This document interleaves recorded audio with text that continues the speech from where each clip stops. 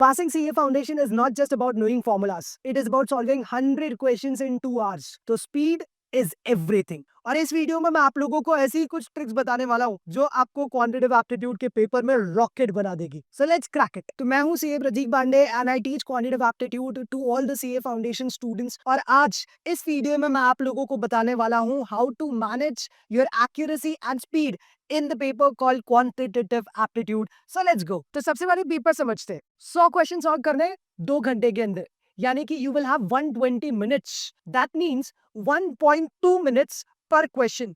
और मेरे भाइयों, अगर सिर्फ 72 सेकंड्स में क्वेश्चन सॉल्व करना है, so it's going to be quite tricky, क्योंकि क्वेश्चन पढ़ना भी है, समझना भी है और फिर सही आंसर को गोला भी भरना है. But everything can be managed if you divide properly. तो पहला rule, play to your strengths. बहुत सिंपल सी बात है, हर एक क्वेश्चन की वैल्यू सेम है.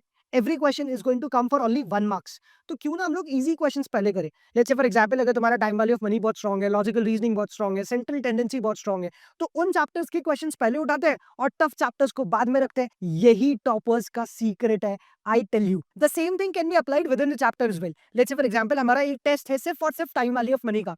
तो अगर उस टाइम वैल्यू ऑफ मनी के अंदर 50 क्वेश्चंस आ रहे हैं, why should I be solving all the questions. मुझे सीक्वेंस बाय सीक्वेंस क्यों सॉल्व करने हैं. मैं उन 50 में से इजी क्वेश्चंस पहले पिक करूंगा and then I will go for the tough ones. और इतनी अंडरस्टैंडिंग हमारी डेवलप हो जाती है सिलेबस पढ़ते समय कि अरे यार, ये एनयूटी का क्वेश्चन है, ये काफी बड़ा दिख रहा है, ये डिफिकल्ट होगा. अरे ये तो simple effective rate of interest का क्वेश्चन है, इसमें तो मैं बहुत easily effective rate of interest निकाल सकता हूं, तो वो क्वेश्चन मैं पहले पिक करूंगा. So rule number 1, play to your strengths, get easy first and then go and attempt the hard ones.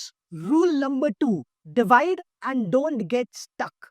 DD. Now what do I really mean by dividing the paper? तो अगर 2 घंटे का paper है और मुझे पूरे के पूरे 100 क्वेश्चंस अटेम्प्ट करने हैं, तो मेरी सबसे पहली प्रायोरिटी होगी कि मैं 30 वो इजी क्वेश्चंस ढूंढूं जिनको मैं 1 मिनट के अंदर सॉल्व कर सकता हूं.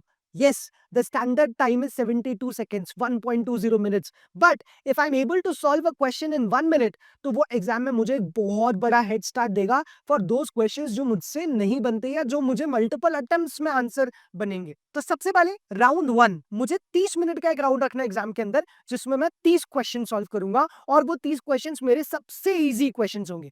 Once I finish with those 30 minutes, अब मेरे पास 90 minutes बचे हैं and now my round 2 will get started. Round 2 will be of 50 minutes, जिसमें मैं कोशिश करूंगा और 30 questions करने की. यानी कि you will get more time in round 2 to attempt the question. तो पहले 30 मिनट 30 questions, एक राउंड खत्म हो.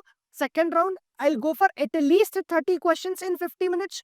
तो by the time मेरे एग्जाम में 50 plus 30 यानी कि 80 मिनट्स कंप्लीट होंगे, I will be able to attempt at least 60 questions. यानी कि सिर्फ और सिर्फ 40 क्वेश्चंस बचेंगे and you will have last 40 minutes. और ऑलरेडी तुम पास हो चुके हो अगर तुमने एटलीस्ट राउंड 1 और राउंड 2 के टारगेट्स मीट कर लिए. तो आखिरी 40 मिनट में तुम मैक्सिमम जितने क्वेश्चंस कर सकते हो वो तुम्हें करना चाहिए. Again, for those students who are highly studious और जो 90 प्लस स्कोर करना चाहते हैं मैथ के अंदर, उनको राउंड 2 में 50 में कम से कम 40 करना पड़ेंगे. बट मेजॉरिटी एवरेज बेसिस पे जो 85 90 का अटेम्प्ट करके खुश है, उनके लिए राउंड 2 में 50 में से 30 भी कर लेना वरदान ही है. सो round 1 30 questions 30 minutes, round 2 30 questions in 50 minutes and round 3 जितना बचा हुआ टाइम है मैक्सिमम क्वेश्चंस कर दो. This is how you should be approaching the paper. So automatically तुम राउंड 1 में वो क्वेश्चंस उठाओगे जो इजी है.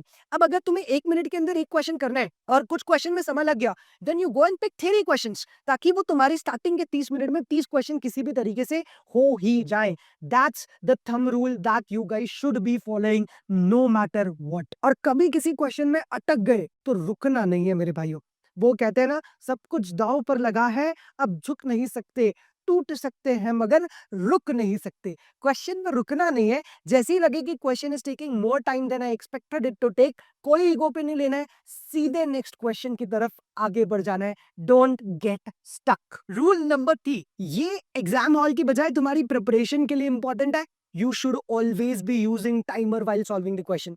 जब तुम पहली बार क्वेश्चन सॉल्व कर रहे हो, कोई एक्सरसाइज कर रहे हो, तो टाइमर यूज नहीं किया तो चलेगा. लेकिन जब उस चैप्टर की दूसरी बार प्रैक्टिस कर रहे हो, बिना स्टॉप वॉच के, बिना टाइमर के प्रैक्टिस करना सुसाइड है. Because the speed is everything as far as the paper of quantitative aptitude is concern. और एक और जबरदस्त बात मैं तुम्हें बताता हूं जाते जाते इस वीडियो के अंदर, कि तुम्हें क्वांटिटेटिव एप्टीट्यूड के एग्जामिनेशन में 2 तुक्के फ्री मिलते हैं. कैसे? आईसीआई जो भी मार्क्स देता है वो राउंड ऑफ में देता है. So let's say if you were scoring 49 marks और तुमने 2 तुक्के लगाए और वो गलत भी चले गए, तो 48.5 होगा और वो राउंड ऑफ करके 49 ही हो जाएगा। और अगर तुम्हारा स्कोर आ रहा है 84 और तुमने 2 तुक्के लगाए और वो गलत भी हो गए, तो 83.5 भी राउंड ऑफ होके 84 ही बन जाएगा।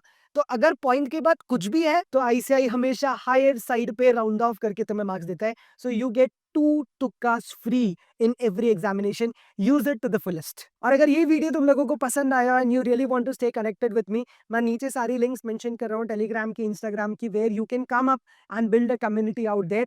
और अगर ऐसे ही कोई वीडियोस चाहते हो तो मुझे कमेंट सेक्शन में जरूर बताना and share it with who may really need it. Bye bye.